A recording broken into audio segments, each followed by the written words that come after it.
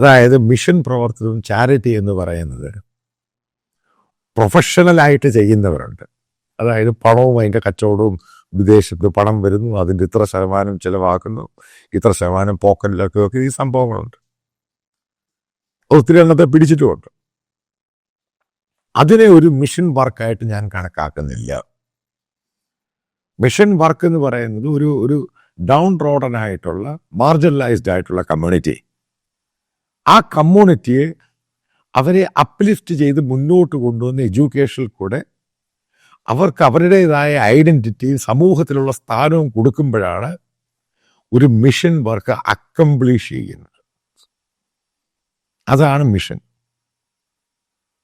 ആ മിഷനാണ് സക്സസ് ആവുന്നത് എപ്പോഴും. ഇവരുടെ ഏറ്റവും വലിയ പ്രശ്നം എന്ന് പറയുന്നത് അത് സക്സസ് ആകാൻ പാടില്ല. അതാണ് പ്രശ്നം, വേറൊന്നുമില്ല. നിങ്ങൾ അവരെ മതം മാറ്റിയൊന്നൊന്നുമല്ല.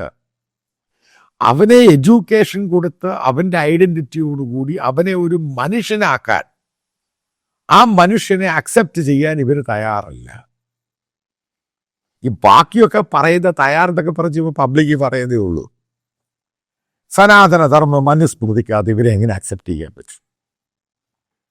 അതല്ലേ ഇവർക്ക് വേണമെന്ന് പറയുന്നത്. അതിനകത്ത് അക്സെപ്റ്റ് ചെയ്യാൻ പറ്റത്തില്ല. അപ്പം ആ രീതിയിൽ അവരെ അപ്ലിഫ്റ്റ് ചെയ്യാൻ ഏതെങ്കിലും കമ്മ്യൂണിറ്റി ശ്രമിച്ചാൽ അവരെ എല്ലാ രീതിയിലും ഭീഷണിപ്പെടുത്താനും തകർക്കുവാനൊക്കെ ശ്രമിക്കും.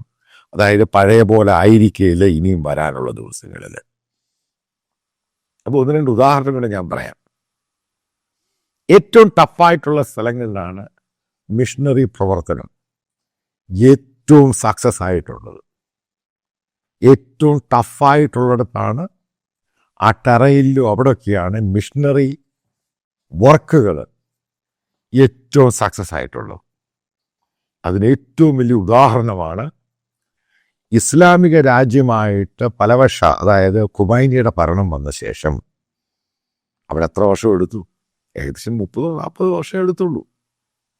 അവിടെ ഉണ്ടായ സക്സസ് എന്ന് പറയുന്നത് അത്രമാത്രം രൂക്ഷമായ അയൺ ക്ലാഡ്, ഇരുമ്പ് രീതിയിലുള്ള ഭരണഘടനയും ഇസ്ലാമിക ഷിയ, അവിടെയാണ് ഈ പറയുന്ന ക്രിസ്ത്യൻ മിഷൻ പെനട്രേഷൻ ഉണ്ടായിരിക്കുന്നത്.